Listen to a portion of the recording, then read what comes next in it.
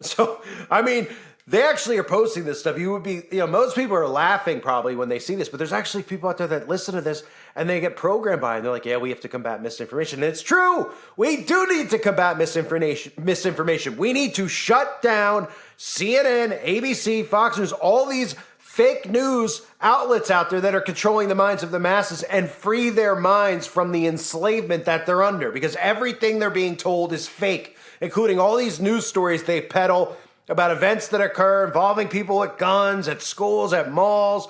They're all fake. It's to create this perception in your mind of what they want you to look at the world as so that you end up doing what they want you to do. It's as simple as that. So I'm going to show you some of the main things in the video that I'm sure you took away, but let's break some of them down. So right off the bat, as you can see, 88% say the governments and regulators should step in. So they're claiming that 88% of people want the government to step in and combat misinformation, people's opinions on the internet. Does anybody see something wrong with that? The only information that's out on the internet is the government's information, and it's being spewed and repeated by globalist shills and globalist puppets who get promoted on social media like on YouTube, on Facebook. We know all the familiar faces on the left and the right, from Russell Brand to all these losers that get pushed on the liberal side, these feminine men. I mean, it's pretty unbelievable that people actually listen to these clowns, but they do. They do. And they're trying to claim that people out there, like, has anybody run into somebody? If you run into somebody, even if you don't get along with them, and they're like, we need more government control. We need more government regulations. It's not bad enough that every time you take a leak, they want to know where you're doing it. But, if you want to build on your home, or you want to farm, or you want to have a gas stove, they want to be able to come into your home and examine it and rub their noses at all the stuff going on at your house and know exactly what you're doing at all times. But they're saying that 88% of people want more government control, and they want the government to step in and censor social media. It couldn't be further from the truth. I couldn't be further from the truth. Most people get their real information from channels like this, and it's not because I have some inside information that I'm giving you. I'm not with a camera out in Afghanistan showing you this stuff, because all that stuff's fake. And what happens is people like me and you make people think, and then we call people out on their bull, right? So then people start seeing it and they go, yeah, this is fake. There's no way this is real. And they start going, because this is how all this awakening happens, is people say, yeah, but why would they fake, an event at a school like that? That's pretty sick. And then they start realizing about control, power, wickedness. And they say, now it makes sense because I see that there's an agenda tied to it. Exactly. See, they have to do what they can to silence that. So they're convincing people that the majority of society, because they know what happens is they just spew this stuff and people repeat it. So they're convincing people that 90%, 88% say the governments and regulators need to step in, as if they don't already do it. I mean, I'm living proof and you're living proof.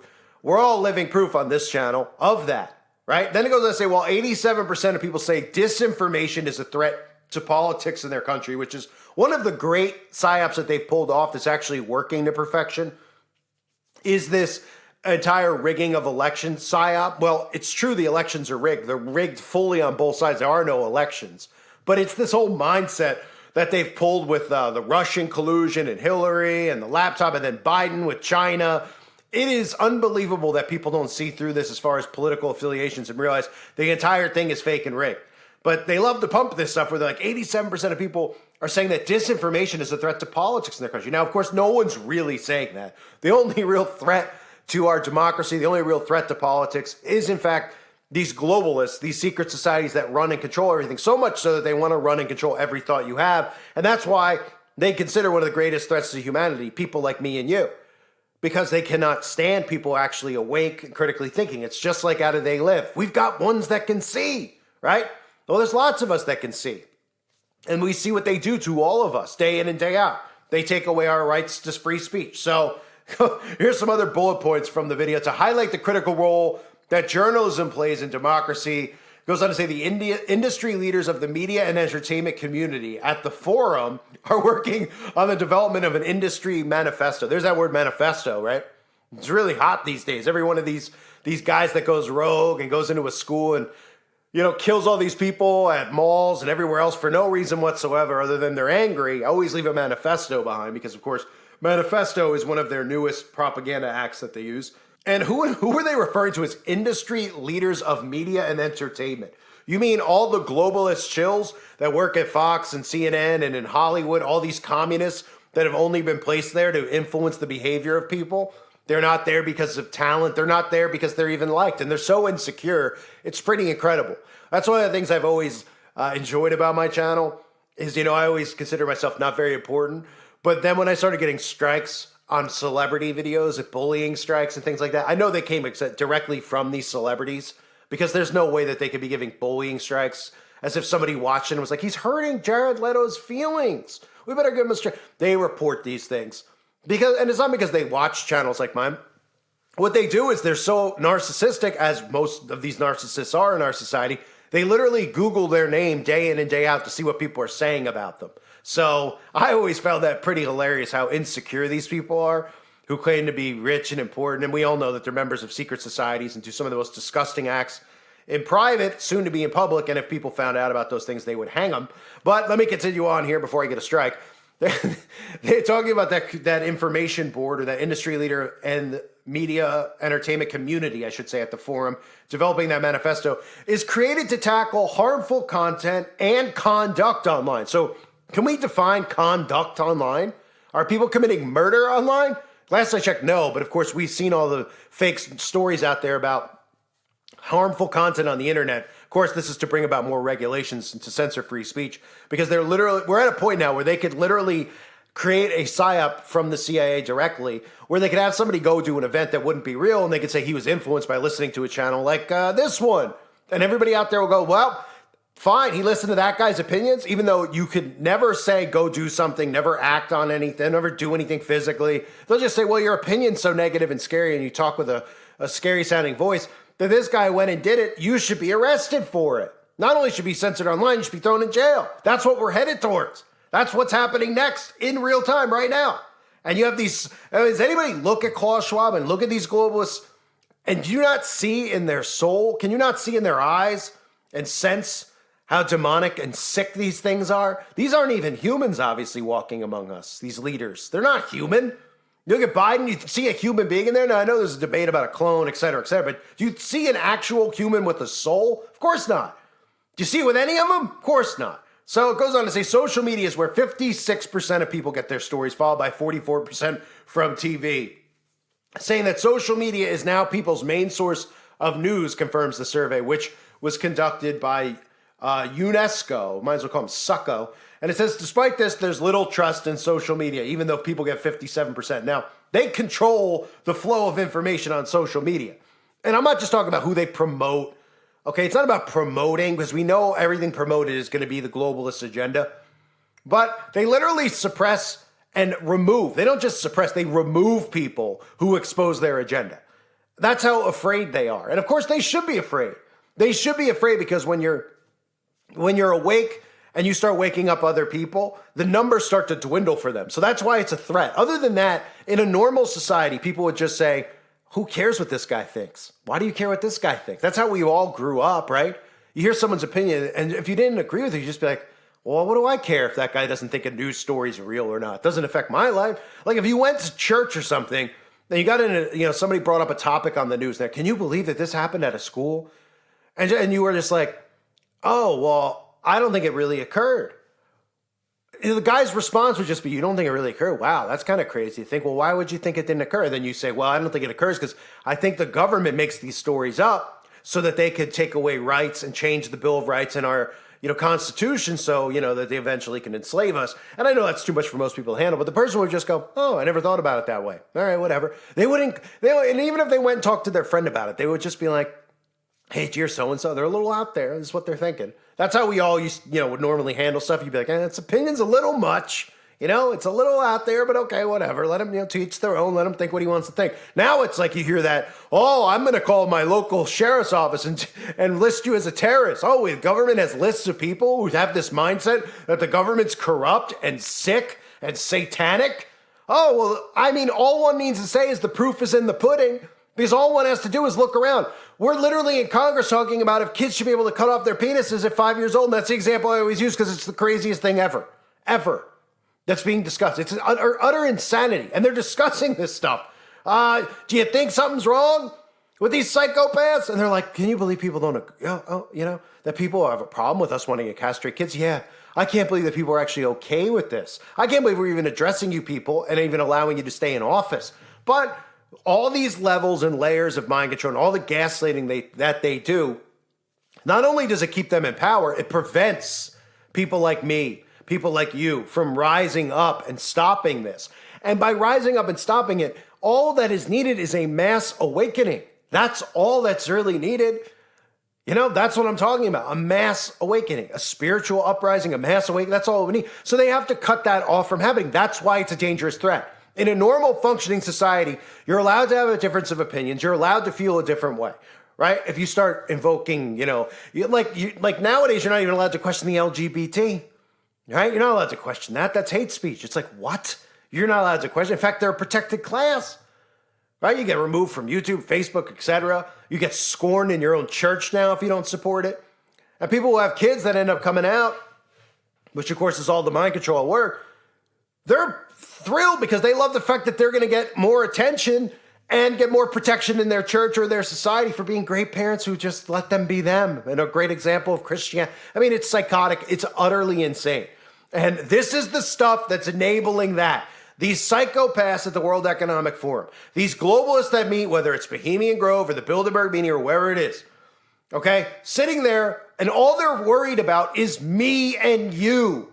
And it's not because they're worried that we're going to run up there and attack them. They're worried about speech because the show that they're putting on, the act that they're displaying, and the agendas that they're pushing are so poorly produced. Whether it's the psyops and false flag shootings that occur or whatever it might be, they're doing such a bad job that they're looking around going, we got to cut down speech more because, people aren't buying the act. And then they're seeing people like this guy on YouTube and they're believing him more than they're believing the people who are coming out of the Tavistock Institute that are getting thrown onto CNN and NBC.